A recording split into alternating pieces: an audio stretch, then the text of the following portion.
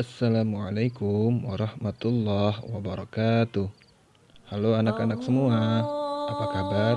Semoga kalian senantiasa dalam keadaan sehat. Amin. Anak-anakku semua, pada hari ini kita akan belajar pelajaran fikih. Jika di pertemuan sebelumnya kita sudah membahas tentang simulasi pelaksanaan zakat, maka di pertemuan keempat ini kita akan membahas tentang orang-orang yang berhak menerima zakat. Sebelum kita mulai pelajaran hari ini, yuk sama-sama kita awali dengan bersama-sama membaca basmalah. Bismillahirrahmanirrahim. Anak-anakku semua, orang-orang yang berhak menerima zakat disebut sebagai mustahik. Di dalam Al-Quran, ada 8 golongan orang-orang yang berhak menerima zakat, sebagaimana disebutkan Allah di dalam Quran Surat At-Taubah ayat ke-60, yang artinya, sesungguhnya zakat itu hanyalah untuk orang-orang fakir, orang miskin, amil zakat, orang-orang yang dilembutkan hatinya atau mu'alaf, untuk memerdekakan hamba sahaya atau budak, untuk membebaskan orang yang berhutang, untuk orang-orang yang berperang di jalan Allah, untuk orang yang sedang dalam perjalanan jauh atau musafir, sebagai kewajiban dari Allah, dan Allah Maha Mengetahui, Maha Bijaksana. 1. Fakir. Fakir adalah orang yang penghasilannya lebih kecil daripada kebutuhannya. Contoh, jika ada seseorang yang bekerja, gajinya hanya sebesar 1,5 juta rupiah, sedangkan ia memiliki seorang istri dan anak yang harus ia nafkahi setiap harinya. Dan jika dihitung-hitung, kebutuhan hidup keluarganya selama 1 bulan adalah 2,5 juta rupiah. Maka orang tersebut termasuk ke dalam kelompok orang-orang fakir. Yang kedua, miskin.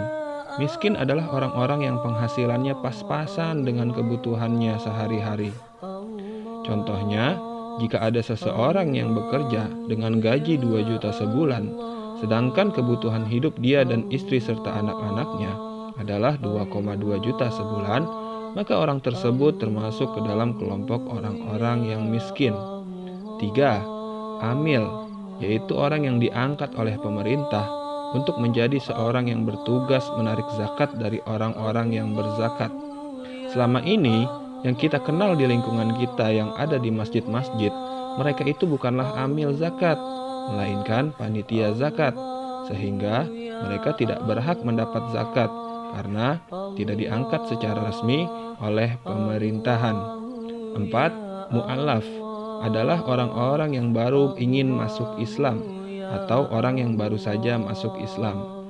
Orang-orang seperti ini juga berhak menerima zakat karena tujuannya untuk menguatkan keislamannya supaya tidak keluar dari agama Islam atau murtad. Kelima, budak. Di zaman dahulu, ketika masih ada perbudakan, ada istilah budak mukatab, yaitu budak yang bisa memerdekakan dirinya jika memberi sejumlah uang kepada tuannya. Nah, budak seperti ini juga boleh dan berhak untuk menerima zakat. Yang keenam, gorim. Gorim adalah orang yang terlilit hutang yang sangat banyak, sehingga tidak dapat melunasi hutangnya. Orang seperti ini juga berhak untuk menerima zakat. Yang ketujuh, sabilillah. Sabilillah adalah orang yang berperang di jalan Allah. Di zaman dahulu, setiap orang yang berperang melawan tentara non-muslim, mereka diberikan zakat untuk memenuhi kebutuhan hidupnya dan juga keluarganya. Yang kedelapan, ibnu sabil, yaitu orang yang melakukan perjalanan jauh atau musafir, tapi bukan untuk bermaksiat. Namun di tengah jalan, ia kehabisan perbekalan, maka ia juga berhak menerima zakat. Nah, itulah 8 golongan orang-orang yang berhak menerima zakat. Akan tetapi, secara praktik, di zaman sekarang ini, zakat biasanya hanya diberikan kepada 2 golongan saja, yaitu orang fakir dan kemudian orang miskin. Nah, anak-anakku sekalian, Bapak rasa cukup untuk materi kita hari ini. Seperti biasa, ada 5 soal latihan yang harus kalian jawab. Nomor 1, Pak Dedi memiliki istri dan anak. Gaji Pak Dedi sebulan adalah 3 juta. Sedangkan kebutuhan hidup keluarga Pak Dedi sebulan adalah 3,1 juta. Maka Pak Dedi tergolong orang titik-titik. 2. Pak Slamet memiliki istri dan anak.